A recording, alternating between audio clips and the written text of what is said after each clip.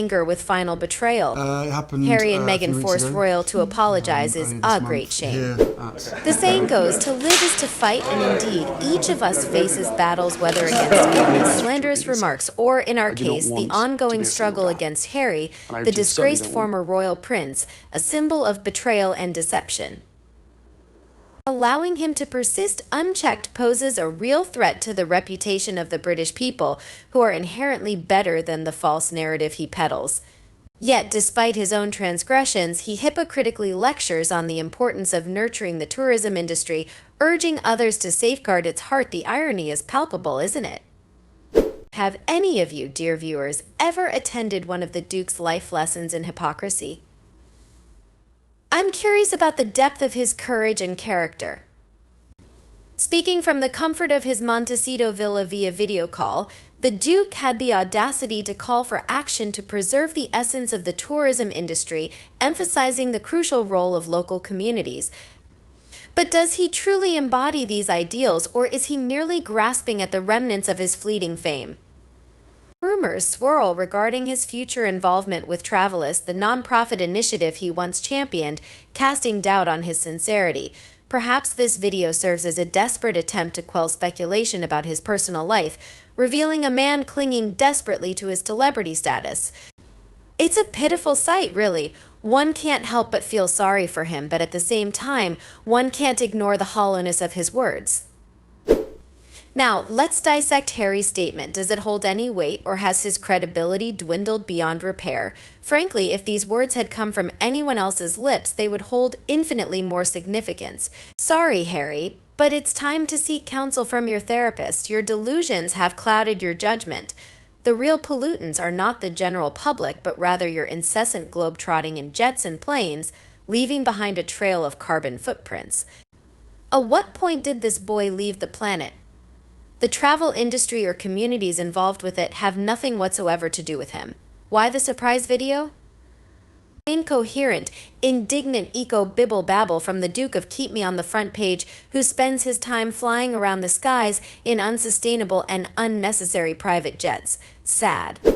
It seems he is a sad, overprivileged boy still looking for his place in life, whereby he can talk incoherently in wriggles and get paid and think erroneously he is a respected leader and that people are listening to his tosh. He is a person whose actions and words are completely incompatible. Since you're an American citizen, don't hold on to fame in the UK anymore.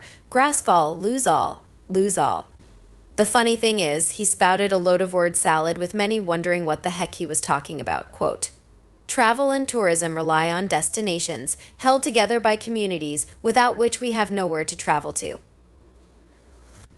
Where does he think these destinations are going to disappear? Wiped off the face of the globe? Did Meghan write his speech and he delivered it without reading it first? It does sound like the drivel she is so fond of, a lot of meaningless words strung together. Harry was slurring in parts and one was left wondering, is he high? Furthermore, don't lecture us, we underuse our footprint. Tone deaf, richly ironic preaching from an unqualified moralist whose credentials are in question. Compare his carbon footprint to mine or any other average income household. How dare he engage in sweeping generalizations about how tourists damage locals? What does he know about what I do on my occasional visits to other localities? The unmitigated gall of it all, an appalling lack of self-awareness, and the obvious inability to confront his own failings, blunders, and obliviousness to the needs, rights, and legitimate grievances of others. What was he doing to local communities when he partied in Nevada with a BD entrepreneur? When he jetted over for intensely hedonistic revels with Diddy? How is Henry Windsor any different, any better than his uncle, whose chumminess with Gigi Mem, who profited from encouraging extreme juvenile delinquency, not to mention worse, brought so much shame and difficulty upon his own family? And what about the Baka people who are victims of Henry's own African tourism and his non-charitable African Parks charity? By now, surely both Travelist runner up to American Riviera Orchard in the worst brand name ever contest and Invictus are deeply embarrassed by their affiliation with this rambling blurter out of thuddingly wrong head diatribes at the global public. Someone please tell me that Harry is fine. Very normal. Is he drunk? Or is he on drugs? As for sustainability, he alone creates more emissions and uses more fuel than anybody else in the world. He's so very important, you know. He should stay home and raise his children, not flit around the world. He just does this to try to go to more destinations and places than his brother. This makes him feel important. It's time he stopped whipping the dead horse. He's spare. He's been gone from the UK for 4 years, but the royal family Britain survived fabulously without him. Prince Philip died, our precious queen died, Charles became king, Camilla became his queen, and there was a coronation. William became Prince of Wales. Instead of doing those ridiculous, unnecessary things, I hope he has the nerve to demand that his wife stops jamming "Sorry, I couldn't resist it" her 20-inch stiletto into perfectly manicured lawns everywhere she goes too. That must aggravate the natives. He should take care of his own affairs before taking care of other people's affairs. Be a kind person before advising others to be kind. Ironically, is Harry doing things with a community mission for a clean and beautiful green environment? What does he know about the community spirit, which includes being surrounded by loving family? As for flying, trying to catch a lift on Air Force One for our beloved Queen's funeral, which he didn't get, why doesn't he try steerage next time he sends someone to pick up his polo kit? Self-awareness zero. Please, please, Harry, get off your protest crate. You are the worst travel example with all your private jets, helicopters, and gas-guzzling SUVs 3 in a row for your so-called safety. Also, your cause should have done some homework. Just because they took you at your word at the beginning, the organization needs to reevaluate. You are not a good rep for them. Any organization that uses Harry's image as a representative will discredit that organization. I hope organizations think carefully before choosing Harry. I will be the pioneer to boycott him. One rule for Harry and Meghan, another rule for the rest of the peasants. Be quiet now, Harry. You are making a laughing stock of every cause you claim to stand for. After all, I believe both Meghan and Harry are quite oblivious to the disconnect between their actions and their behavior. They would never make comments, statements, or speeches on the topics they do if they were capable of reflecting on themselves and their behavior. Meghan, family, equity, respect for women, bullying, and online trolling, all of which she publicly denounced but privately supports.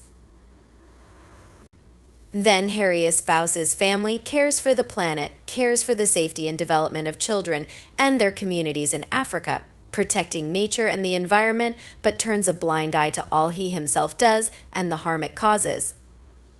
No, they both should learn to practice what they preach. Absolutely selfish individuals shouldn't anticipate much understanding.